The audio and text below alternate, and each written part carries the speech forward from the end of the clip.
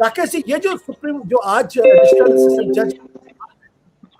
इसको आप किस संदर्भ में देखते हैं? क्या अदालत इस निष्कर्ष पर पहुंची है बेल देते समय कि दरअसल जो काम जुबैर कर रहे थे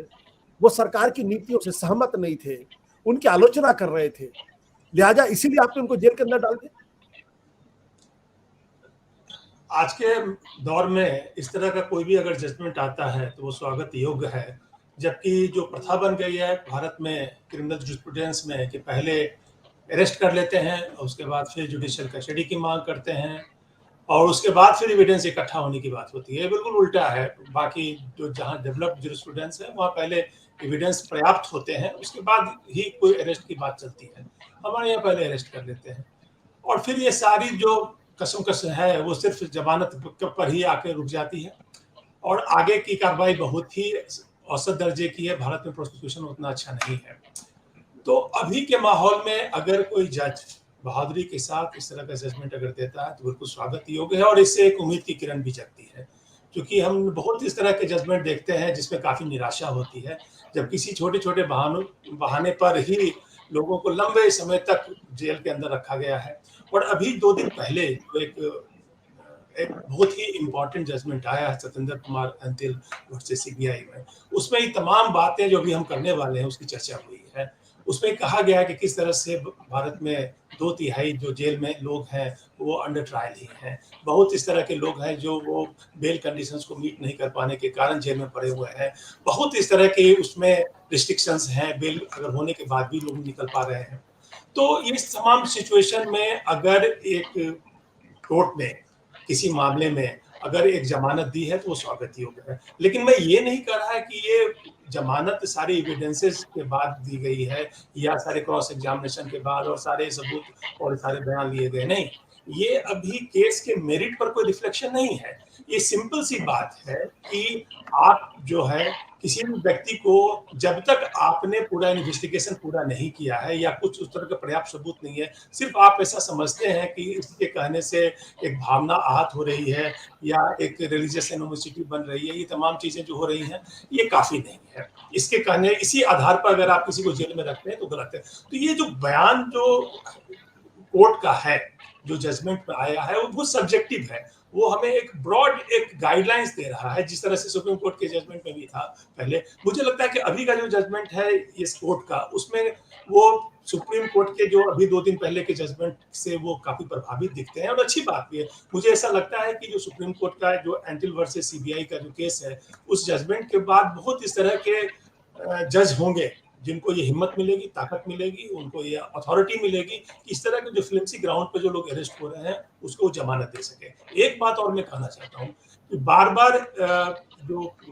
जुबैर के केस में ऐसा कहा जाता है कि ट्विटर अकाउंट की कंप्लेंट पर उन्होंने अरेस्ट कर लिया और जज बार बार इस बात को याद दिला रहे हैं कि आपने उस व्यक्ति का जिसका ट्विटर अकाउंट था उसका तो बयान भी दर्ज नहीं किया है, तो किस आधार पर यह गिरफ्तारी हुई है। वो एक बेसिक क्वेश्चन है कि आपके पास किस बात का आपने कॉग्निजेंस किया है। तो पुराने 4 साल पहले का ट्वीट पर आपने कॉग्निजेंस किया और उस पर आपने अरेस्ट कर लिया तो उसको जमानत मिलनी ही थी। अच्छा हुआ कि इस दिल्ली के कोर्ट ने जमानत दे दी है, बट बुरा उसमें यह है कि इसको उनको इतने ज्यादा केस अभी भी हैं। जब तक उत्तर प्रदेश के कोर्ट में जो बाकी मुकदमे चल रहे हैं इस जजमेंट का, सुप्रीम कोर्ट के जजमेंट का संज्ञान लेते हुए अगर वो लोग कोई इस तरह का फैसला नहीं करते, जमानत नहीं देते, तब तो ये मामला अटका ही रहेगा। आवाज नहीं आ रही आपकी। विकास जी, आप भी एक बड़े बड़े वकील हैं, आपको क्या लगता है ये जो अदालत का फैसला है दरअसल ये सुप्रीम कोर्ट के फैसले की रोशनी में दिया गया है, या जिस तरीके से जुबैर की गिरफ्तारी हुई है और जिस तरीके से उनको हाउंड किया जा रहा है, मैं हाउंड शब्द का इस्तेमाल जानबूझ के कर रहा हूं, जिस तरीके से उनको हाउंड किया गया है उसके संदर्भ में, क्योंकि जो पूरी टिप्पणी है जज महोदय की अगर आप उसको ध्यान से देखिएगा, जैसे वो एक जगह कह रहे हैं democracy can neither work nor prosper unless people go out and share their views, यानी कहीं ना कहीं वो इस बात को कह रहे हैं कि भाई जो बात जुबैर ने कही है उनके विचार हैं और अगर खुल के अपने विचार नहीं रखेंगे, बातों को नहीं रखेंगे तो लोकतंत्र चलेगा कैसे? आशुतोष जी बिल्कुल सही बात है। बीच बीच में ऐसी जजमेंट्स हमारे को सेशन कोर्ट से भी, हाई कोर्ट से भी और सुप्रीम कोर्ट में मिलती रहती हैं जो आशा की एक किरण दिखाती हैं। डिसेंट की जगह कम होती जा रही है। आपने जो बात कहा, शब्द यूज किया कि हॉन्ट कर रहे हैं, कहीं ना कहीं ये लग भी रहा है। कि एक ही प्रदेश में अलग अलग जगहों पे 6-7 आप FIR रजिस्टर करिए।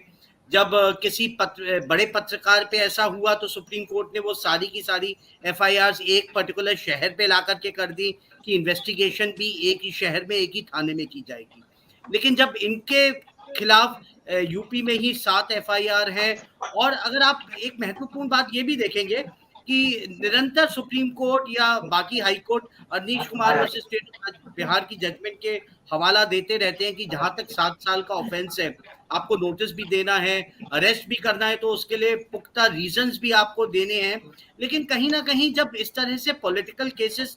होते हैं और डिसेंट की आवाज उठती है और आपको अरेस्ट करना होता है, तो मुझे लगता है कि उन सारी जजमेंट्स की, उन सारी गाइडलाइंस की अवहेलना भी की जाती है। तो महत्वपूर्ण बात यह है कि क्या कोर्ट लगातार ऐसी गिरफ्तारियों पे हस्तक्षेप करती है या नहीं, ये एक बड़ा महत्वपूर्ण सवाल उठ करके आशुतोष जी उठ करके आ जाता है। अगर कोर्ट्स लगातार हस्तक्षेप करेंगी और इन्वेस्टिगेटिंग एजेंसीज को लताड़ा जाएगा, तभी पॉलिटिकल बास्टर्स के कहने पे जो इन्वेस्टिगेटिंग एजेंसीज जिस तरह से कार्य करती हैं वो रुकेगा।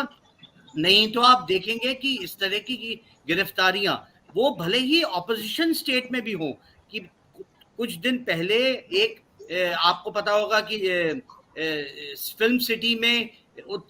छत्तीसगढ़ की पुलिस ढूंढने आ गई। तो मैं कहूंगा कि किसी भी पत्रकार पे, वो